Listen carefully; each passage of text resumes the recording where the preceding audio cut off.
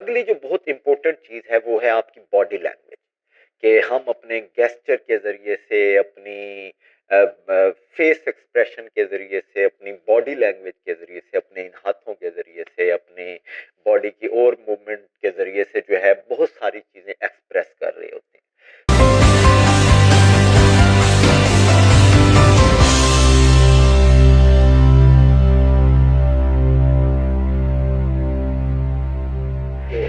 Hi viewers, welcome back to my channel.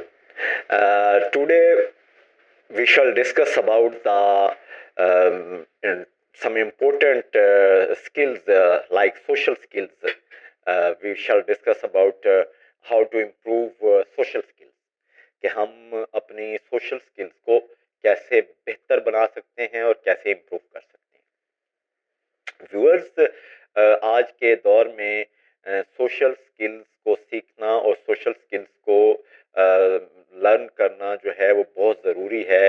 हम जिस तरह के पोस्ट मॉडर्न एज के अंदर रह रहे हैं और जिस तरह से नित नए नए मॉडर्न मॉडर्न चीज़ें और मॉडर्न टेक्नोलॉजीज हमारे इर्द गिर्द जो है वो पेनिट्रेट हो रही हैं, तो इसलिए जो सोशल स्किल्स हैं उनको सीख कर ही हम इन तमाम चीज़ों का एक बेहतर एनालिसिस कर सकते हैं कि कौन सी चीज़ जो है वो हमारी ज़िंदगी के अंदर एक मस्बत रवैये और मस्बत सरगर्मियाँ और मस्बत रुझानात पैदा कर सकती है और कौन सी नहीं कर सकती। तो इसको समझने के लिए इसीलिए सोशल स्किल्स का सीखना बहुत ज़रूरी है। रिचर्ड मैनसन और एक और मशहूर साइकोलॉजिस्ट हैं, उन्होंने एक रिसर्च की कि जो हमारी कम्युनिकेशन के अंदर जो बिगेस्ट एरर हैं वो क्या है। तो उनको वो इस नतीजे पर पहुंचे कि हमारी कम्युनिकेशन के अंदर जो है हम 3 तरह की गलतियां जो हैं वो अमूमी तौर पर करते हैं, जिसकी वजह से हम अपनी बात अगले को समझा नहीं पाते या वो बात उस तरह से कन्वे या कम्युनिकेट नहीं हो पाती। एक तो हम ये करते हैं कि हम अगले की बात सुनते नहीं हैं, लिसनिंग नहीं करते। हम जब किसी की बात सुन रहे होते हैं तो हम एक्चुअल में उसकी बात नहीं सुन रहे होते, एक्चुअल में उसकी बात नहीं सुन रहे होते। एक्चुअल में हम ये सोच रहे होते हैं उस वक्त अपने दिमाग के अंदर कि हमने इसकी इस बात का इसको जवाब कैसे देना है, उस पर रिएक्शन कैसे करना है। तो जब हम अगले बंदे की बात सुनते ही नहीं है तो हम उसको किस तरह से एड्रेस करेंगे। तो इसलिए लिसनिंग जो है it's a very important social skill.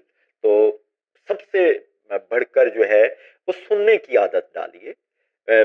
जब आप बहुत अच्छा सुन सकेंगे, बहुत देर तक सुन सकेंगे, तो ही आपको बहुत देर तक बोलना आएगा।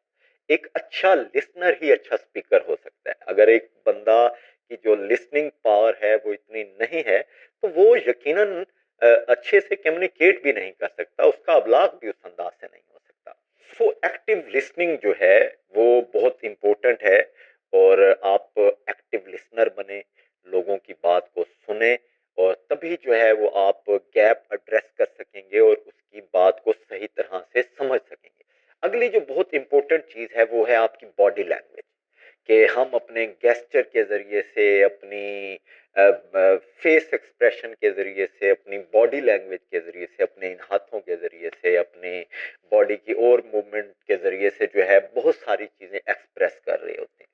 तो कम्युनिकेशन के दौरान जो आपकी बॉडी लैंग्वेज है या जो आपके फेस एक्सप्रेशन है या आपके अदर एक्सप्रेशन हैं वो बहुत ज़्यादा कंट्रीब्यूट कर रहे होते हैं। आपके ये जो गेस्चर हैं ये इजीली बंदे को बात समझने में बहुत बहुत सी दफा आपका आई कांटेक्ट, आपके गेस्चर, ये सब चीजें कंट्रीब्यूट कर रही होती हैं।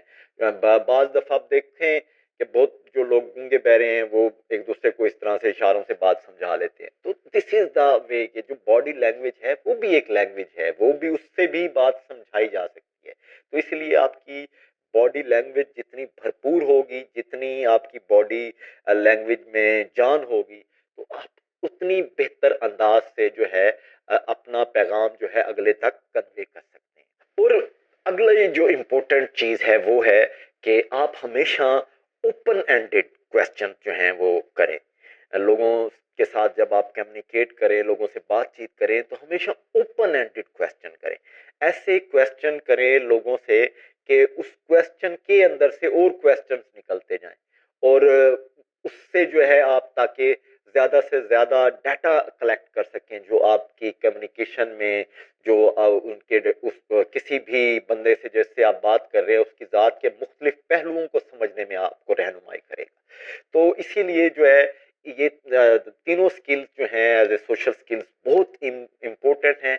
हाँ, और एक और जो चौथी जो इम्पोर्टेंट सोशल स्किल हम कह सकते हैं प्रैक्टिस एम्पैथी, कि हम जो हमदर्दी है उसको प्रैक्टिस करें। हम लोगों के साथ जो है उनके दुख दर्द हैं, लोगों के जो मसाइल हैं उनमें कंट्रीब्यूट करें, उनकी जो मदद कर सकते हैं उसकी मदद करें, क्योंकि इस कायनात का पूरा फैनामना शायद इसलिए बनाया गया है कि हम एक दूसरे की मदद करें। देखें, दरख्त हमें ऑक्सीजन दे रहे हैं, हम दरख्तों को कार्बन डाइऑक्साइड दे रहे हैं, तो एक इंटरकनेक्टेड सिस्टम है। कब हमने कुछ देना है और उसके बदले में कुछ लेना है।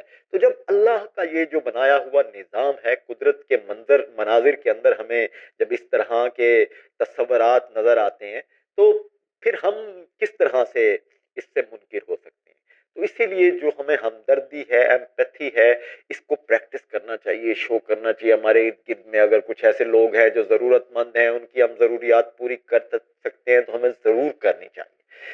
डेफिनेटली इस वक्त हम एक ऐसी सोसाइटी के अंदर हैं जहां पर सबके साथ मसाइल हैं, लेकिन फिर भी अपने उस रिस्क के अंदर से अगर हम थोड़ा सा हिस्सा निकाल कर इन ऐसे लोगों को और ऐसे जरूरतमंद लोगों की मदद करते हैं तो उससे जो है वो आपकी शख्सियत के अंदर जो कंट्रीब्यूट होगा और जो अल्लाह की तरफ से जो कुदरत और फितरत की तरफ से जो इनायात आपको होंगी इसके बदले में, उसका आप तस्वर नहीं कर सकते। और पांचवी जो बहुत इंपॉर्टेंट सोशल स्किल है वो है कि खुद को अपने कंफर्ट जोन से बाहर निकालो। अगर अपने कंफर्ट जोन के अंदर आप लोग रहेंगे और ये चाहेंगे कि आपकी तमाम तर ख्वाहिशात और आपकी तमाम तर जो फिक्र है वो आपके अपने इस कंफर्ट जोन के अंदर रहते हुए सब कुछ हो जाए, तो ऐसा नहीं हो सकता। आपको अपना कंफर्ट जोन छोड़ना पड़ता है, आपको बाहर निकलना पड़ता है, अपने कंफर्ट जोन से बाहर जाना पड़ता है, मुश्किलात झेलनी पड़ती हैं, मुसीबतें उठानी पड़ती हैं, मेहनत करनी पड़ती है, तो तब जाकर कहीं आपको आपकी मंजिल नसीब होती है।